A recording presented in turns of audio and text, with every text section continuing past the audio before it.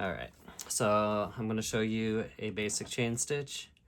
Chaining is typically how you'll start off a crochet project. Every time I say yarn over, yarning over is just taking your working yarn over your hook, and a basic chain stitch is just that. Your yarn over, pull through, yarn over, pull through. So here we go, yarn over, pull through, try to keep it loose, yarn over, pull through. So here we have 2 stitches plus our 1, yarn over, pull through, yarn over, pull through, yarn over, pull through, yarn over, pull through. I'm working with a cake of yarn. It's a little easier because it doesn't go rolling.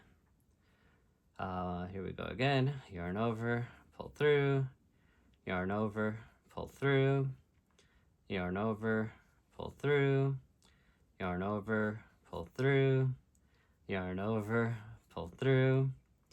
I know it seems like the most boring thing in crochet, and it truly is, but it's also the foundation, or the easiest foundation stitch to make. So as we can see here with my trusty little pokey thing, we have 1, 2, 3, 4, 5, 6, 7, 8, 9, 10, 11 chains here.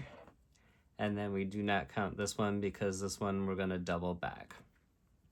And just to, for an example of how we would do that, we're going to skip this chain as well, because if we go back into it, it's just going to come undone. And we would go into this loop here, like so. That's how we would start the next part of our crochet project. Or I've also seen it where people will flip it on the back side, and then they would go through, I'm gonna go a little further down, they would go through this hole here.